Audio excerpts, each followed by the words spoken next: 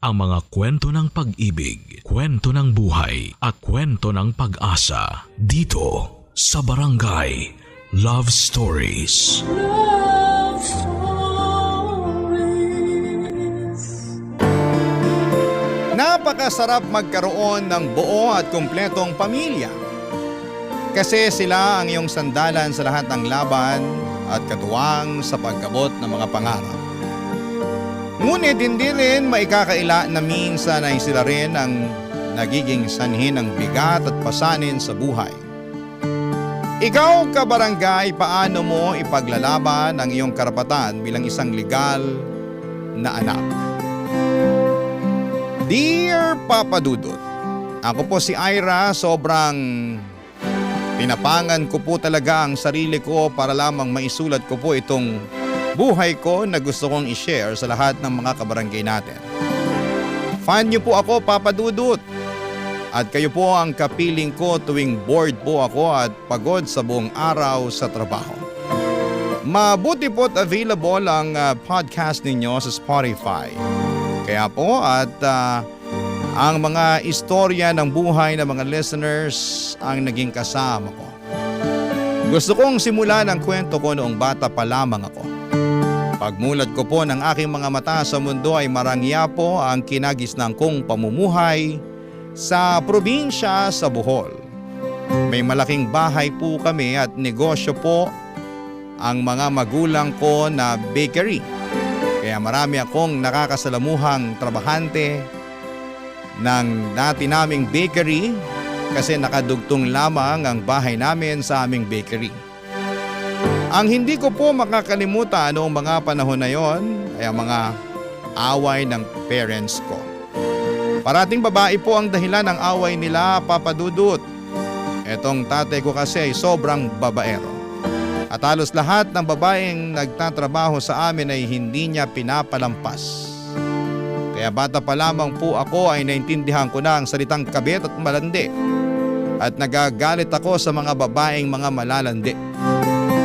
Nakita kong umiiyak si nanay at ang galit niya sa ginagawa ni tatay.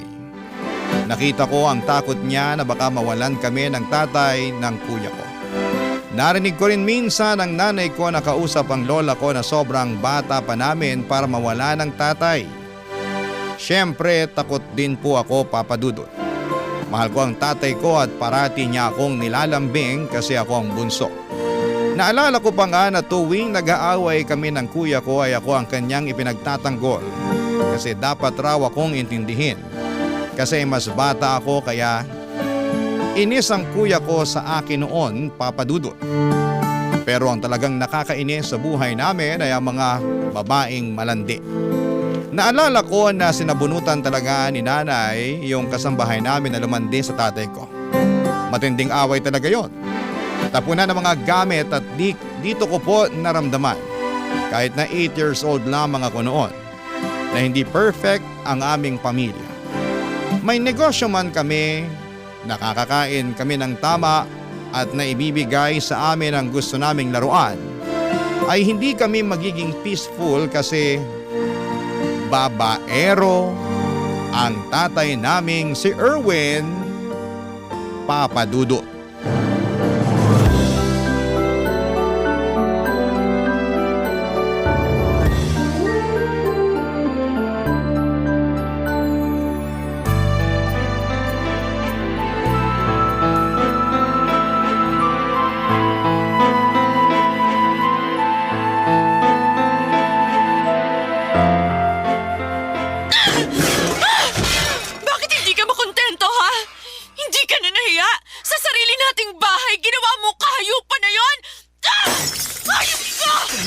Na, Carla! Ikaw ang tumigil!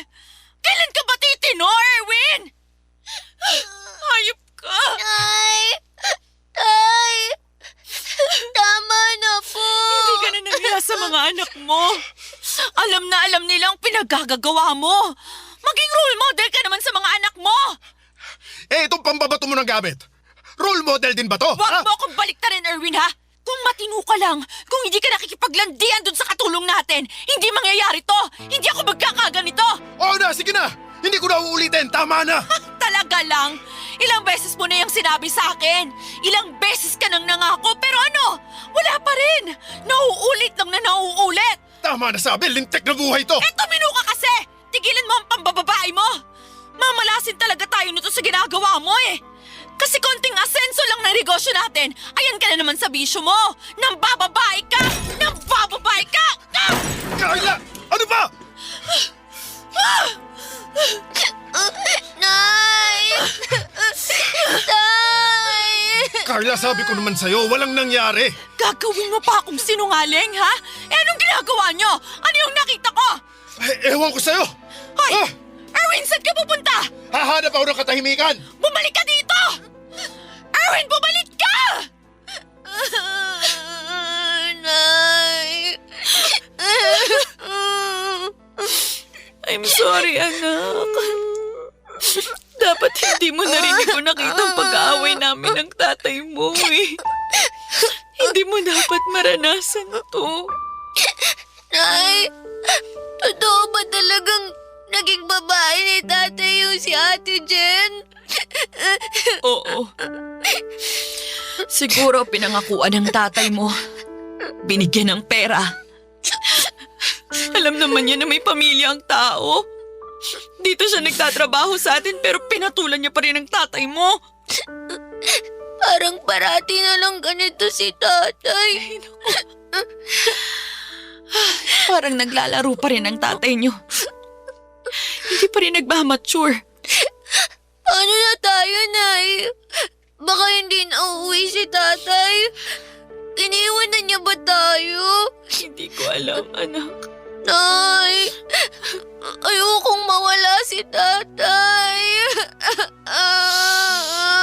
Tahan na, anak. Ganito. Babantayan ko ang tatay mo. Ikaw rin, bantayan mo ang tatay mo. Ayoko naman na maghiwalay kami. Ayoko mawalan kayo ng tatay. Ako rin, Nay. Ayoko. Pero, bakit ganon si tatay? Hindi ba niya kayo mahal? Kasi naghahanap siya ng iba? Ganon ba yun? Pinakasalan ako ng tatay niyo. Kaya mahal niya ako. Sadyang hindi pa lang siya ganun karesponsable at nangyayari mga ganito. Natutukso pa rin siya. Dapat magbago na si tatay para hindi na kayo mag-away. Hindi nang gusto ko mangyari, anak. Na magbago na siya. Na makita niyang hindi lang ako nasasaktan. Pati kayo. Kayo ng kuya mo. Mabuti nandun si kuya kay na lola. Hindi niya nakita tong pag-aaway niyo ni tatay. Kung alam ko lang, sana doon ka na lang din muna sa lola mo para hindi mo makita ang ganito. Basta, promise ko sa'yo, babantayan ko ang tatay mo para hindi siya makagawa ng mali. Ako rin, Nay. Babantayan ko si tatay. Ang anak ko. Mahal na mahal ko kayo. Ayaw kong nasasaktan kayo. Ayaw ko masira ang pamilya natin ng dahilan sa mga babae niyan. Hindi ako papayag. Hindi, anak. Ang sama-sama nila, Nay. Inaaway nila kayo. Gusto nilang kunin si tatay. Pero hindi ako papayag, anak. Magiging buo ang pamilya natin.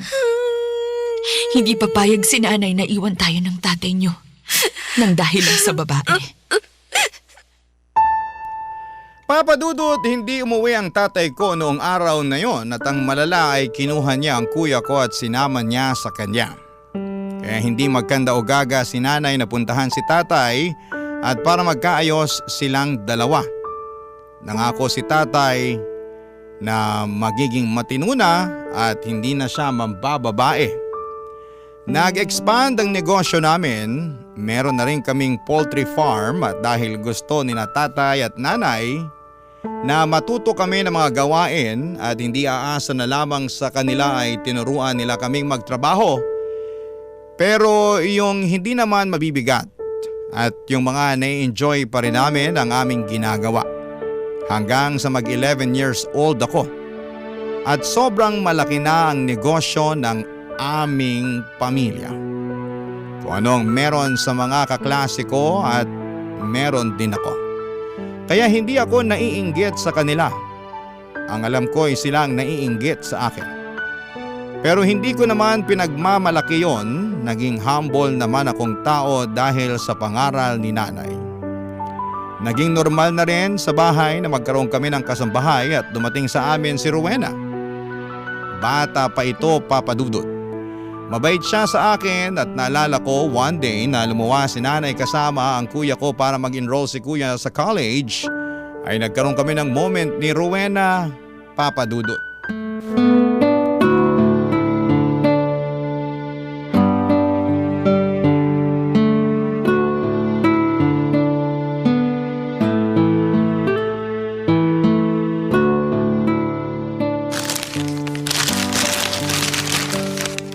Ayan, kumain ka na.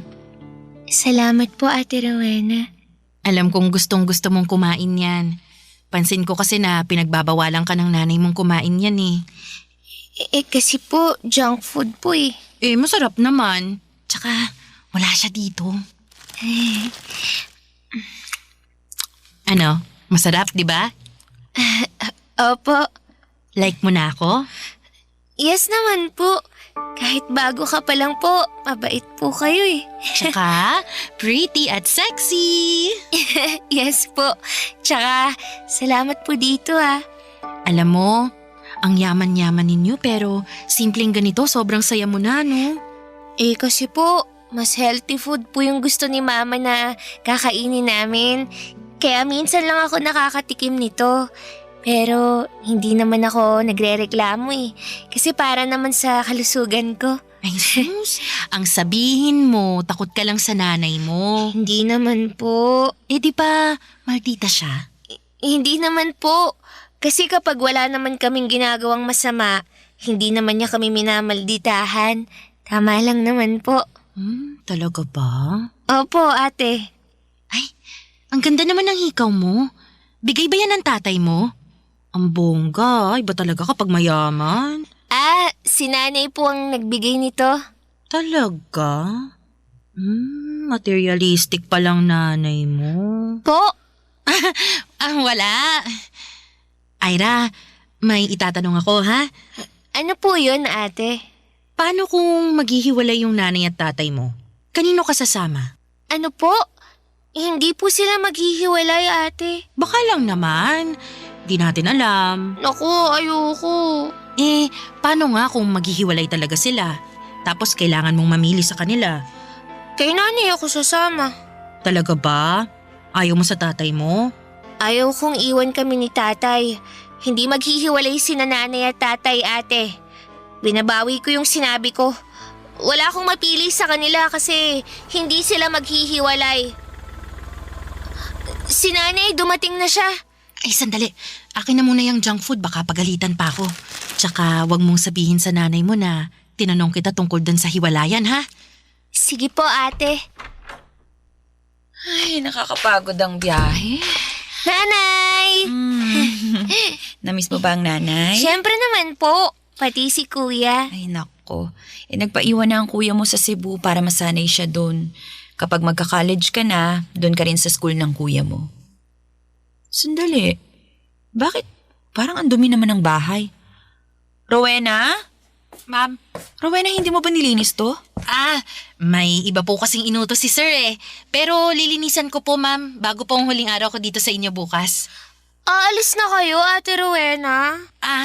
Oo, Ira. Bakit po? Gusto po ng magulang ko na magtrabaho ko sa Maynila eh. Totoo ba yun? Opo, ma'am. Sige po, lilinisan ko na po ang bahay. Excuse me po. Sa mura kong kaisipan, Papa Dudut, ay binaliwala ko yung tanong ni Rowena sa akin tungkol sa kung saan ako sasama kung maghiwalay ang mga magulang ko. Pero may laman pala talaga ang katanungan na yon. Matapos siyang umalis sa amin ay naging iba ang takbo ng buhay namin.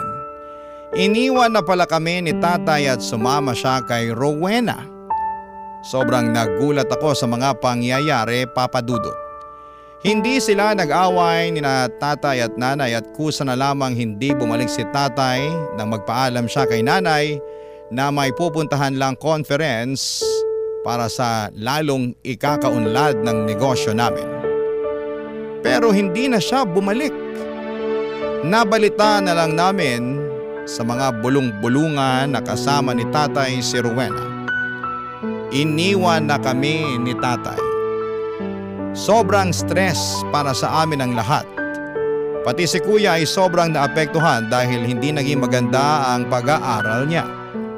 Apektado kaming lahat sa mga pangyayari. Walang araw at gabi na hindi umiiyak ang nanay ko, Papa Dudut. Nakita ko ang kanyang hinagpis, ang lungkot at galit. Nakonsensya rin ako kasi nag-promise ako sa kanya. Nababantayan ko si tatay pero hindi ko nagawa. Sana pala ay sinabi ko kay nanay yung tanong sa akin ni Rowena. Siguro'y natumbok ni nanay na si Rowena ang bagong babae ni tatay sa loob ng aming tahanan. Walang kamalay-malay si nanay na may sumasalisin na pala kay tatay, Papa Dudut. May isang ahas pala sa paligid at bait-baitan ang pinapakita sa amin pero ang totoo, isa siyang masamang nilalang. Barangay Love Stories. Barangay Love Stories.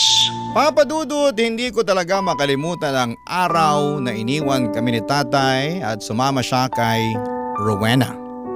Halos walang nagawa si nanay sa kanyang buhay kundi ang umiyak. At dumating ang araw na ang mga pag-iyak niya ay naging takot. Wala rin akong nagawa para pagaanin ang nararamdaman ni nanay dahil pati ako'y nasasaktan din sa ginawa sa amin ni tatay. Kaming lahat, Papa Dudut. Kung nakikita kong umiiyak si nanay, ako naman ay umiiyak na mag-isa. Walang nakakaalam. Unti-unti kong nararamdaman ang panliliit sa aking sarili, lalo na't kaharap ko ang aking mga kaibigan na dati ay wala naman akong insecurity dahil maganda ang naging buhay namin, pero naiinggit ako, Papa Dudut, na meron silang tatay. Tapos ay wala ako, Papa Dudut. Hindi ko alam kung babalik pa ba si tatay tulad noon. Pero sa pag-iwan na ito ay walang nagaganap na away. Ang nanay ko pa nga ang nag-ayos ng mga gamit ni tatay para dalhin niya sa conference. Pero yun na pala ang araw na iiwan niya kami. Naisip ko kung hindi ba kami mahal ni tatay dahil basta-basta na lamang siyang nagdesisyon ay pagpalit kami sa isang babae na kasama namin dati sa bahay. Hindi talaga ako makapaniwala na broken family na kami. At hindi ako makapaniwala na pati ako ay matatakot sa security ng buhay namin. Lalo na noong dumating ako ng school at umuwi ng bahay.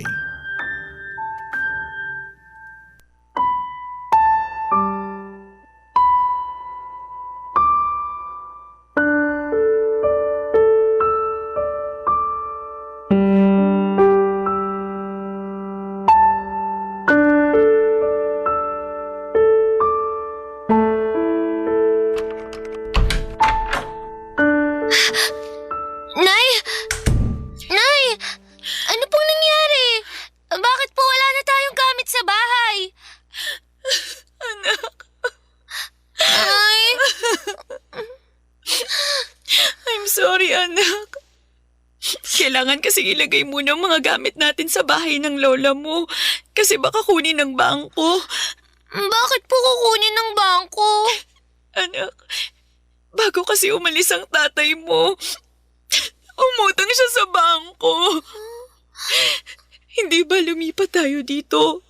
Umupa lang tayo dito kasi yung dating tinitirhan natin, binenta namin ng tatay mo para gamitin sa negosyo ang pera. Hindi naging sapat anak eh. Kaya kailangan pa naming umutang sa bangko para mapa-expand yun. Hindi ba po marami ring umutang sa inyo? Baka pwede niyo po silang singilin.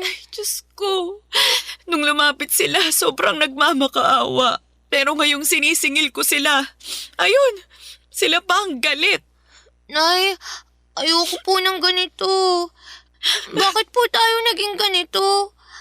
Bakit po tayo pinabayaan ni tatay?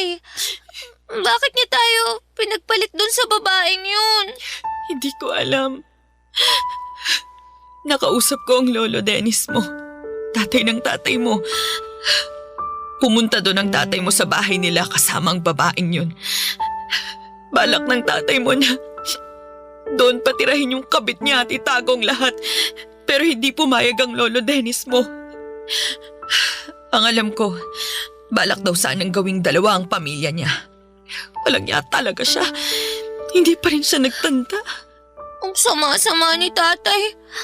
At ang sama-sama ng Rowena na yun. Anak, basta, iba pangako ko sa iyo at sa kuya mo. Aalagaan ko kayo. Ako rin, Nay. Aalagaan din kita. Kami ni Kuya. Kaya mag-aaral talaga ako para ako nang mag-aalaga sa inyo sa future. Hindi namin kayo iiwan ni Kuya. Thank you, Ira. Thank you, anak. Nay, pati po TV wala na tayo. Sorry, anak. Kailangan ko ring ipadala eh. Paano na ako? Paano na ako makakapanood ng cartoons? Pwede bang kahit yung TV, ibabalik lang dito, Nay? Anak, paano nga kung pumunta yung mga pulis at tuluyan ng kunin pati ang TV mo? Ayoko po. Sige po, Nay. Sa kapitbahay na lang ako makikinood. I'm sorry, anak. Nay, mahirap na po ba talaga tayo? Sabi kasi nila na magiging mahirap na tayo kasi wala na si tatay. Hindi ako naniniwala sa kanila kasi magaling ka naman eh. Tsaka hindi ka maldita. Kanino mo naman narinig yan? Kay Aling Christine po. Ako, chismosa talagang babaeng yun. Ang sabihin mo, galit siya sa akin kasi hindi ko pinautang. Ano naman ang pambayad niya? Wala naman siyang trabaho kasi pagchichismis lang ang inaatupag niya. Ay naku, sanay na ako masabihan na maldita. Hindi na mahamansin. Marami akong trabaho. Kailangan kong tutukan ang negosyo natin noon. Alam ko po, Nay. Parati nga po kayong nagpupuyat eh. Para lang po sa negosyo natin. Na ngayon, wala na.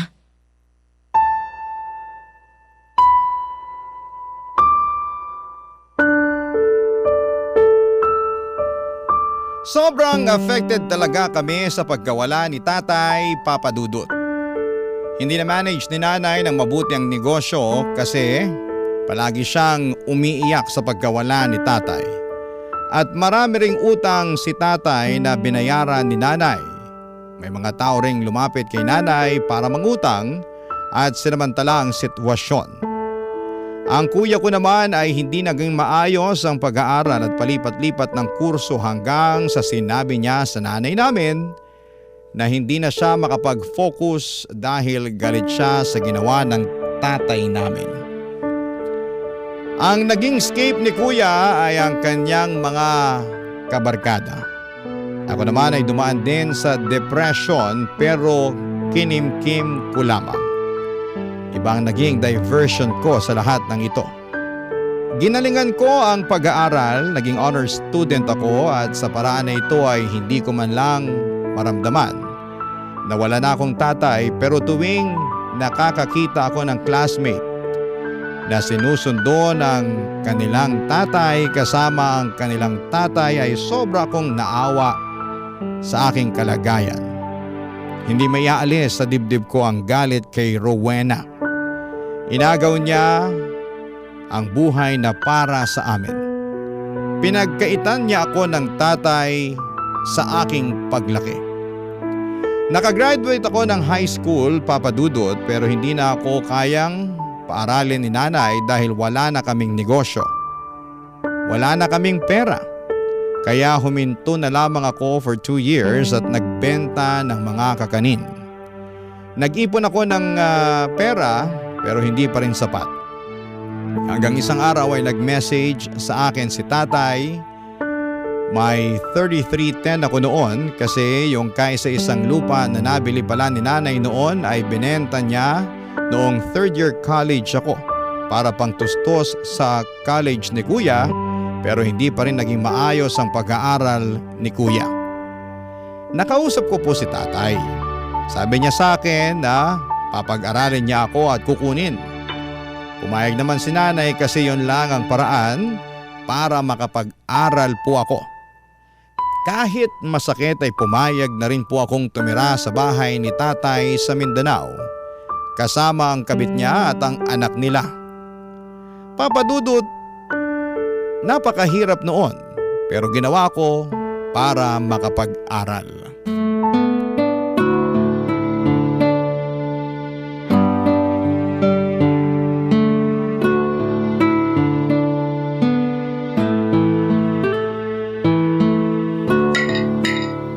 Nako, dalaga ka na pala talaga. Sana nagustuhan mo yung binili kong blouse sa'yo para may bago ka namang damit. Thank you. Sana maging maayos ang relasyon ninyong dalawa. Yung nanay mo kasi sobrang mabunganga. Saka sana maging mabait na ate ka sa kapatid mo. Mamayang hapon nandito na yon, nasa school lang. Kumain ka pa, Ira, para magkalaman ka naman. Oo, kailangan mo yan anak. Dapat maging malusog ka saka pambawi sa energy mo. Mahabang biyahe rin ang ginawa mo para makarating ka dito. Opo, Tay. Ang layo po pala talaga. Tay, kailan po pala ako mag-e-enroll? Nakausap ko kasi yung kaibigan ko na taga doon sa kabilang bayan. Doon kita pag-aaralin, maganda ron. Matatalino yung mga estudyante ron. Matalino ka rin naman kaya doon kita pag-aaralin. Sige po, Tay. Excited na po akong makapag-kolehiyo. Kumuha ka ng veterinary para makatulong ka sa negosyo natin. Sige po. Kahit ano po, basta makatapos lang po ako sa pag-aaral. Alam mo, di ba ang lawak-lawak nitong Mindanao, maraming nag-aalaga ng hayop. Yayaman tayo nito. Okay po, Tay. Pero kailan po bang enrollment? Kasi po baka hindi na ako makaabot eh. Ay, yun nga pala ang sasabihin ko sa'yo anak. Hindi ka kasi muna makakapag-aral ngayon. Po? Pero pag-aaralin pa rin kita. Huwag kang mag-alala, sa susunod na taon mag-aaral ka na. Sa ngayon, tumulong ka muna sa negosyo. Nandyan lang naman yung school, hindi naman yan naaalis eh. Saka bata ka pa. Mas mabuti kang may alam ka na sa piggery bago ka mag-aaral ng veterinary. Hindi po ba pwedeng ngayon? Sarado na raw kasi ang enrollment eh, kaya next year ka na lang. May entrance exam din kasi, hindi ka na nakaabot. Sige po, Tay. O sige na. Opo, Tay.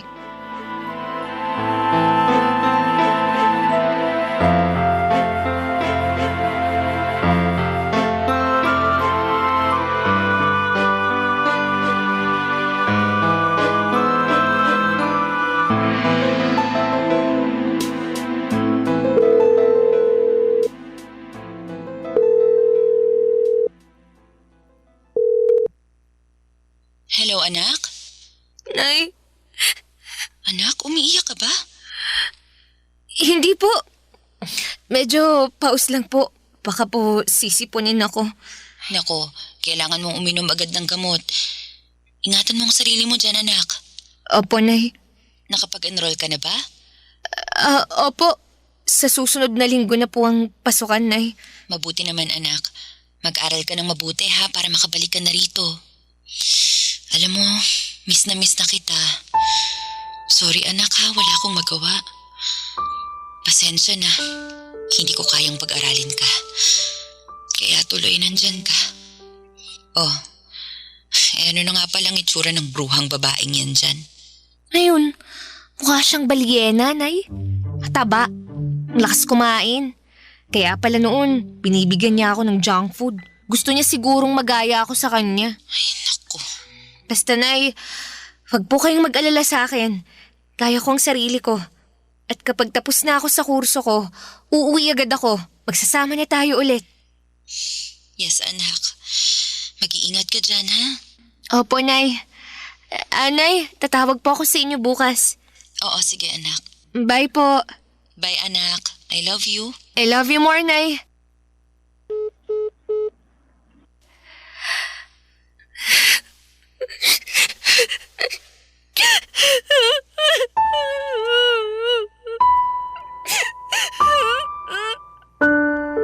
Papa Dudut, sobrang nakaka-devastating po ang mga nangyari.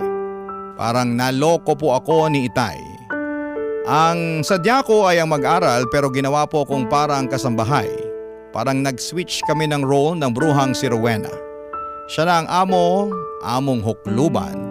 Kahit wala pong kasalanan, ang anak nilang dalawa ay naiinis akong makita ito. Kasi ako dapat yung niyayakap ni tatay, ako ang dapat na binibigyan ng atensyon. Naiinis ako sa kanila at araw-araw akong umiiyak. Naawa sa aking sarili at bakit ba ako nakikipagsiksikan dito para lamang alilain?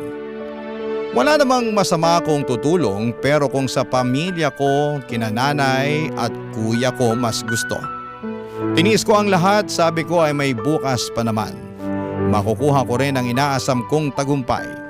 Magkakadiploma din ako kapag makapag-aral ako at makapagtapos ng college.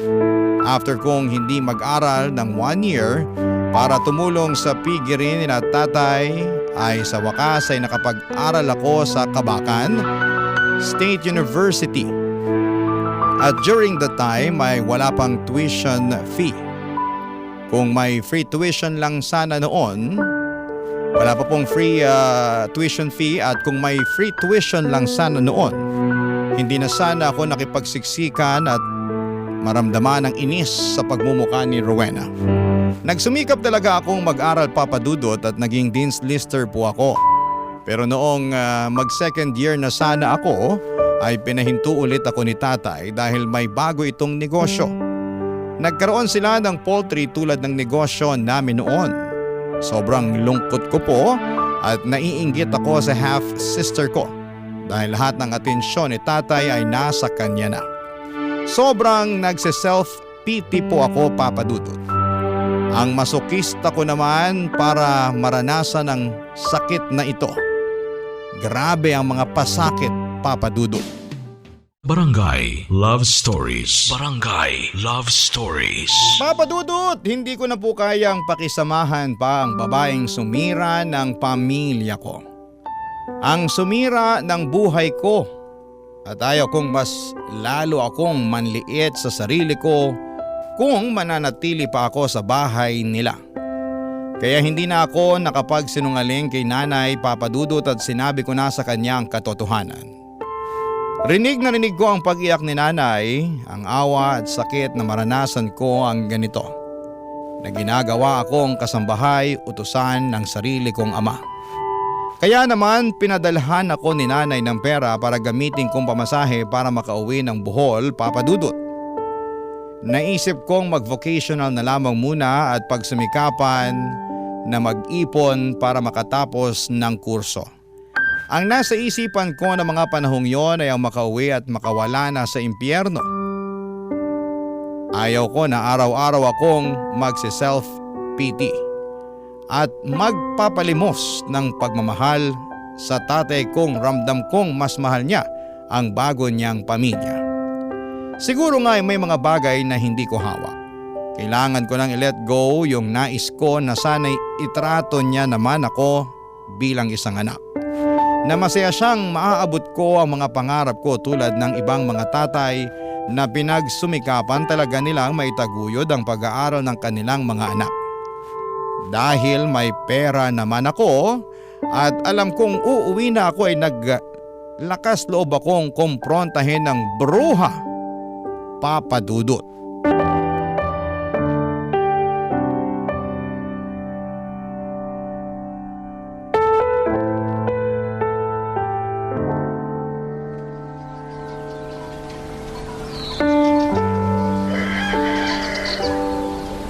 Ira, kailangan mo nang linisin yung sa manukan para pagdating ni Erwin maayos na yon. Ano? Para maayos na. Yun ang bilin ni Erwin. Kung gusto mong maayos yan, ikaw na ang gumawa. Total, tiyamay ka naman dati, di ba? Tapos ngayon kung umasta ka para kang Reyna. Aba, ganyan ka na sumagot. O bakit? Tama naman yung pinagsasasabi ko ah. Isa kang tiyamay na ginamit yung katawan mo para akitin ang tatay ko. Sasaktan mo pa ako, ha? Ibang klase ka talaga no? Sinira mo na nga ang pamilya ko. May gana ka pang manakit? Wala akong sinira. Bulag ka ba? O nagbubulag-bulagan? Sinira mo ang pamilya ko! Wala akong sinira kasi hindi naman kasalang nanay mo kay Erwin. Ano? Oo, yun ang sabi ni Erwin sa akin. Hindi kasalang nanay mo sa kanya. Hindi totoo yan! Eh yan ang totoo eh. Kaya ako sumama sa tatay mo kasi single naman siya. Alam mo, demonyo ka talagang ahas ka! Kung kasal man o hindi ang mga magulang ko, nakita mo naman na pamilya kami. May anak sila. Pero pinili mo pa rin sirain ang pamilya namin dahil ambisyosa ka. Kaya mong gawin ang kademonyohan na to dahil sa pera. Mahal ko si Erwin. Yun ang dahilan. Ohos ko! Yak ka! Tingnan mo ako! Sinira mong lahat! Ano ginagawa niyo? Ira! Bitawan niyo si Rowena! Ano ba? Tama na yan! Yung anak mo, sinasaktan ako. Dapat lang naman sa kanya yan! Kasi siyang sumira ng pamilya ko! Demonyo ang babaeng yan! Demonyo ang pinili mo, Tay! Tama na. Hindi demonyo si Rowena. Kung uulitin mo pa yan, mananagot ka sa akin. Ano? Kakampihan mo siya? Demonyo naman talaga ang babaeng yan! Sinabi ko na tumigil ka. Ayun! Napatunayan ko kung anong klaseng tao ka, Tay! Makasarili ka! Siguro nga kasi hindi mo naman kami mahal ni Kuya. Ginawa mo akong utusan dito eh. Na dapat kinampanan mo lang yung responsibilidad mo sa akin. Pinapag-aral kita, Ira. Anong pinapaaral? Pinagtrabahuhan ko yon. Pinagsilbihan ko. Sana pala pumasok na lang akong katulong sa iba. Kasi yun naman ang pinapagawa mo sa akin eh. Kung talagang gusto mo akong makitang makuha ang pinapangarap ko, hindi ganito ang trato mo sa akin. Hindi ganito, Tay. Ilang taon mo akong iniwan. Tapos nangako ka bang pag-aaralin mo ko. Pero nilagay mo ako sa impyernong to. Ginawa mong miserable ang buhay ko. Ang buhay namin. Makasarili ka. Mabait si Rowena. Samantalang ang nanay mo... Sige! Langitin mo pa ang nanay ko. Kahit anong sabihin mo, hindi ako maniniwala sa'yo. Kasi nakikita ko naman ang lahat. Hindi ako bulag, Tay. Hindi mo nga ako trinatong anak dito eh. Ginawa mo akong utusan para sa inyo. Ira, para ito sa atin. Hindi! Para yan sa inyo! Napakasama mong ama! Wala akong kwenta!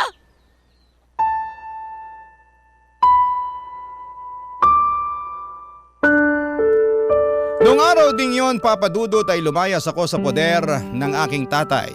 Dapat ay noon ko pa ginawa yon pero tiniis ko. Naging positibo lamang ako na darating ang araw na malalampasan ko rin. Pero kapag nasa impyerno ka na talaga at kasama mo ang mga demonyo, ay kailangan mo talagang umalis. Dahil wala kang mahihita sa kanila, kundi ang kasamaan nila at walang ka-remorse. Bumalik ako sa Bohol at sa unang pagkikita namin ni nanay ay niyakap ko siya ng sobrang higpit at napakatagal. Namiss ko ang nanay ko at nangako ako sa kanya na magsusumikap ako. Kaya pumunta ako ng Cebu para magtrabaho. Naging sales lady ako at call center agent. Naging working student po ako. Pinag-aral ko ang sarili ko ng education. At sa awa ng Diyos ay nakapagtapos ako, Papa Dudut. Nakapasa rin po ako agad sa LET exam at nakapagturo sa public school. Nitong taon lang ay may nasagap po akong balita. Na-aksidente ang tatay kasama sina Rowena at ang half-sister ko. Nalaman kong namatay si tatay at ang half-sister ko. Samantalang si Rowena ay baldado na. Hindi nakakalakad dahil pinutulan ng paa.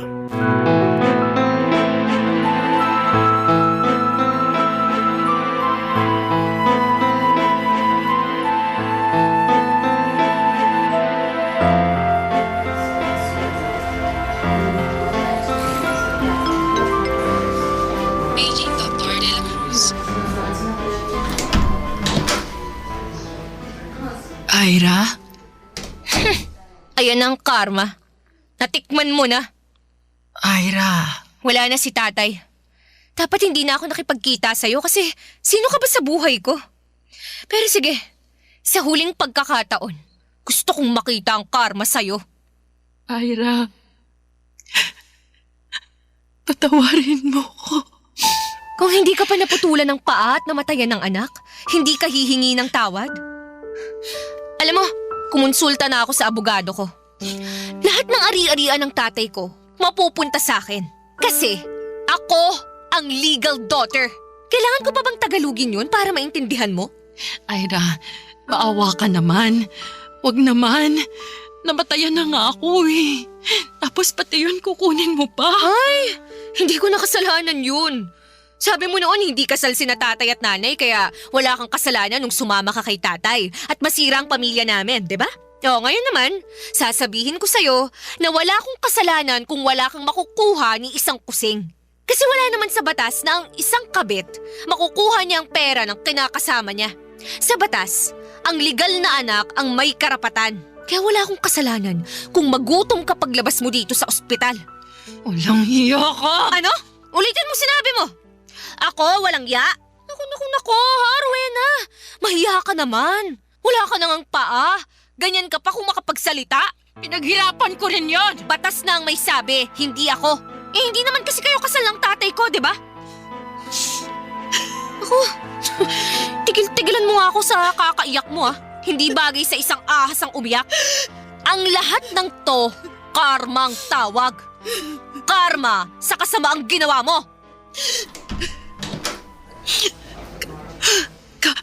Carla! O ano? Nagulat ka? Carla! Carla, patawarin niyo ako. Patawad! Ang dali mo namang sabihin yan. Sincere ka ba? O dahil lang hindi ka na makakatakas? Kasi naman… Namatayan ako ng anak! Namatay si Erwin! Sana naman mapatawan niyo Ay ako. nako, hindi na effective yung paawa mo. Hindi kita mapapatawad sa ginawa mo sa pamilya ko. Yan! Para yan sa ginawa mo sa akin. Para sa panganay ko. At yan! Para sa bunso ko! Kaya hindi ka namatay para maramdaman mo ang sakit. Kaya ka pinaparusahan ngayon. Nay, tama na. Nakita naman natin ang karma eh. Nakaganti na tayo. Lumabas na tayo, Nay. Tama. At ito na ang huling pagkakataon na makikita kong isang ahas na hindi na kayang gumapang pa at mangakit ng lalaki para sa kabaliwan niya. Magdusa ka. Bye! Enjoy your karma.